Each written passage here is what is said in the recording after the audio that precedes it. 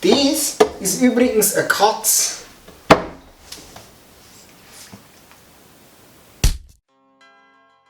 Servus, hallo und herzlich willkommen zu der wahrscheinlich knackfrischesten Folge Bayerisch für Anfänger, die wir bis jetzt gehabt haben.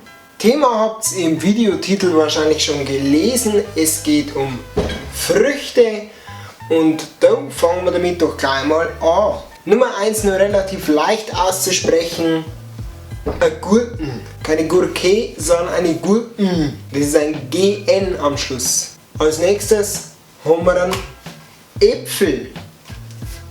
Ein Apfel ist ein Äpfel. EPFL. Äpfel. Was hängt da nur so an die Beine dran? Eine Birne. Eine Birne. Des Weiteren haben wir hier eine Kartoffel. Eine Kartoffel wird bei uns von manchen Leuten als Kartoffel bezeichnet, aber auch oftmals als Ähripfel oder Äpfel. Das würde dann zu Hochdeutsch wortwörtlich übersetzt Erdapfel bedeuten, weil da eine ganz sehr minimalistisch leichte Ähnlichkeit vorhanden ist.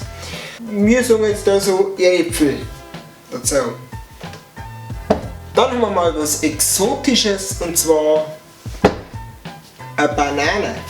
Ich mag's nicht, aber Banane.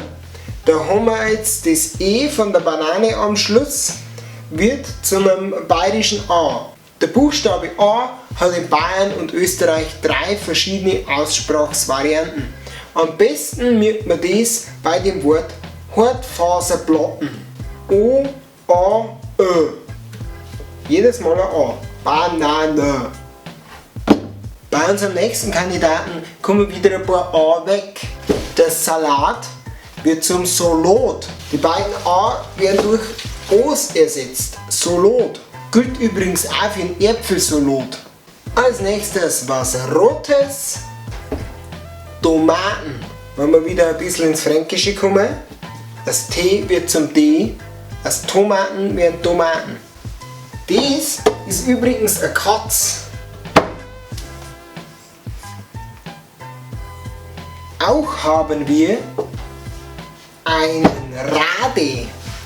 Das ist ein Meerrettich und die Abkürzung vom Meerrettich war dann der Rettich und nur mal gekürzt, der Rettich ist dann der Rade. Rade. Der kann unter Umständen holzert schmecken. Das wenn er zu fest ist. Und zu guter Letzt haben wir dann noch die gelbe Rübe, die gelbe Raum. Ja.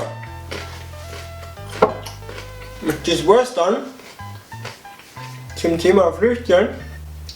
Ich hoffe, euch hat's gefallen. Mir hat es auf jeden Fall gefallen. Wir sehen uns beim nächsten Mal, wenn es wieder heißt Bayerisch für Anfänger. Ihr dürft gerne Kommentare, Fragen, was auch immer ihr wollt. Und ihr denkt bitte schon immer dran. Seid Freunde, bis zum nächsten Mal. Servus, Mahlzeit, Havadere.